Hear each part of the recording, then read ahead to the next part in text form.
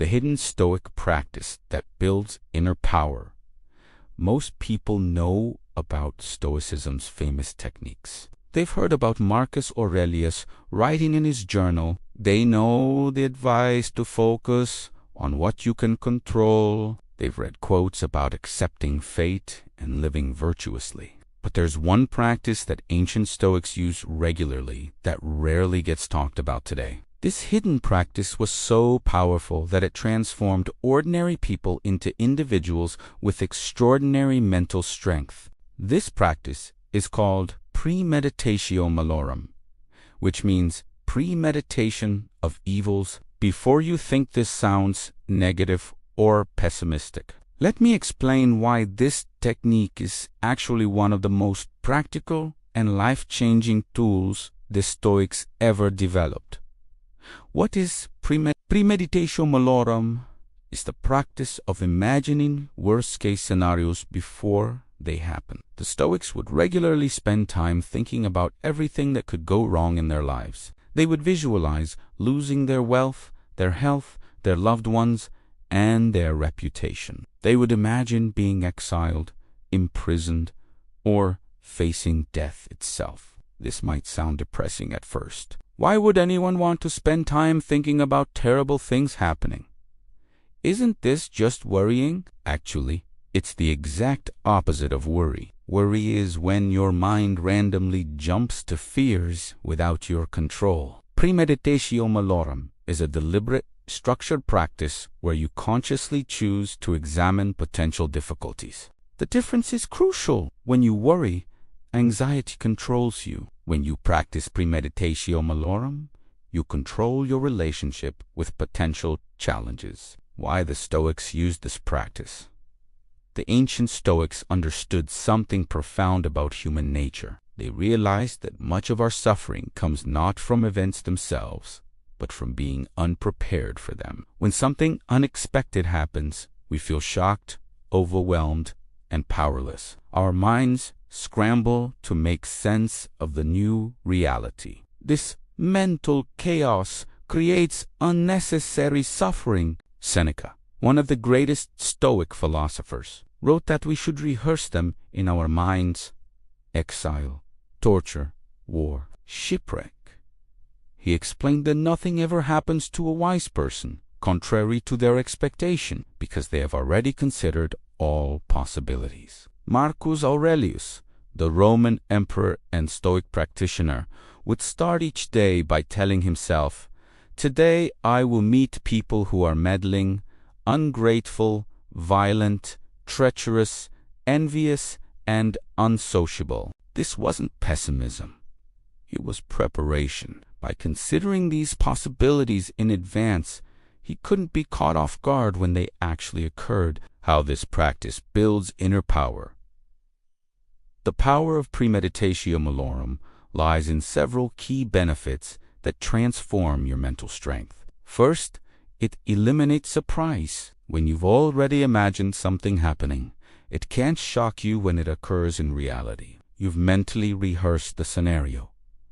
You've considered your responses. You've examined your emotions about it. The event might still be unwelcome, but it won't devastate you because it's not completely unexpected. Second, it reveals what truly matters. When you imagine losing everything, you discover what's essential and what's superficial. You realize that many things you stress about daily are actually unimportant. This clarity helps you focus your energy on what genuinely deserves your attention.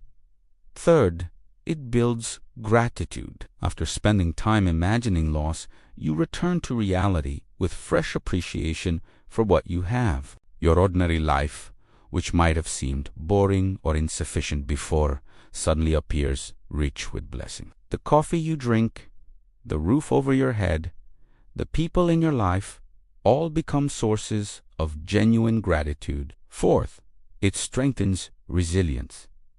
Mental rehearsal is powerful. Athletes visualize their performances before competitions. Surgeons mentally practiced complex procedures. When you visualize handling difficult situations, you're actually training your mind to respond effectively. If the situation ever occurs, you've already practiced your response.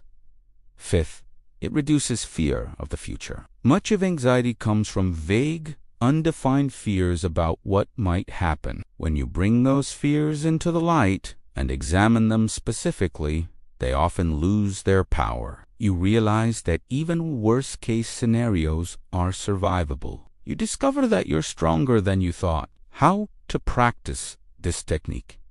You don't need to spend hours doing this practice. Even 10 minutes can be powerful. Here's how to start. Choose a quiet time.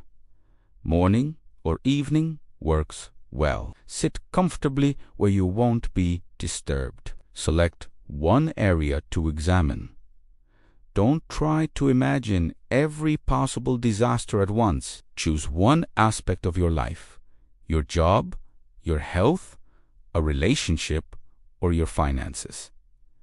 Imagine a specific challenge. Be concrete. Instead of vaguely worrying about something bad happening, picture a specific scenario. What if you lost your job tomorrow? What if a relationship ended? What if you faced a serious health issue? Walk through it step by step. What would actually happen? How would you respond? What resources would you have? Who could help you? What would be genuinely difficult? And what would you discover you could handle? Consider what you would learn. Even in difficult scenarios, there are opportunities for growth. What strengths would you develop? How might you be forced to change in positive ways? Return to the present. After this mental rehearsal, open your eyes and look around. Notice what you have right now. Feel genuine appreciation for your current circumstances. Consider preventive actions. Sometimes this practice reveals practical steps you can take now. Maybe you realize you should save more money, improve a relationship, or take better care of your health. The balance.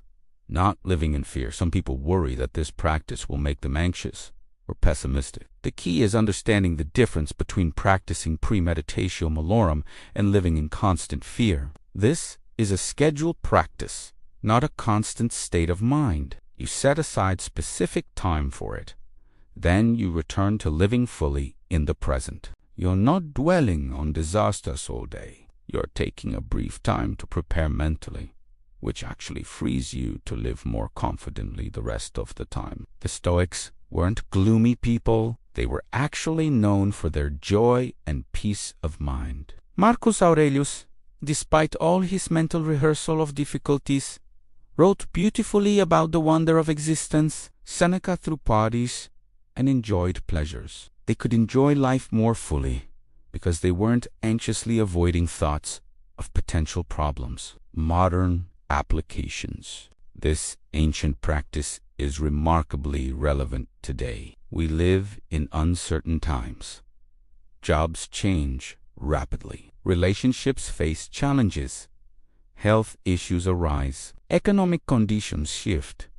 Technology disrupts our lives constantly. Many people handle this uncertainty by trying not to think about it. They distract themselves with entertainment, stay busy, or simply hope for the best. But avoiding thoughts of difficulty doesn't make you stronger. It leaves you vulnerable. When you practice premeditatio malorum, you're doing the mental work that most people avoid. You're building inner power by facing reality clearly. You're preparing yourself not for some imaginary perfect life, but for life as it actually is, sometimes wonderful, sometimes challenging, always unpredictable. The ultimate freedom, the deepest benefit of this practice is the freedom it creates. When you've mentally rehearsed losing everything, you discover that you don't need to cling so desperately to what you have. You can hold things more loosely. You can enjoy them without being controlled by fear of losing them.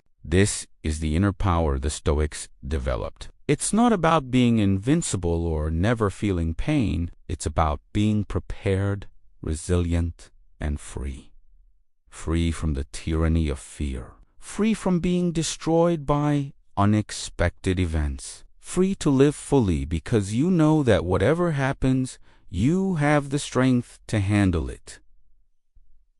Try this practice for yourself. Spend 10 minutes today imagining a challenge you might face. Walk through it honestly. Consider your response. Then return to the present with new appreciation and confidence. This hidden Stoic practice might become one of the most valuable tools in your mental toolkit.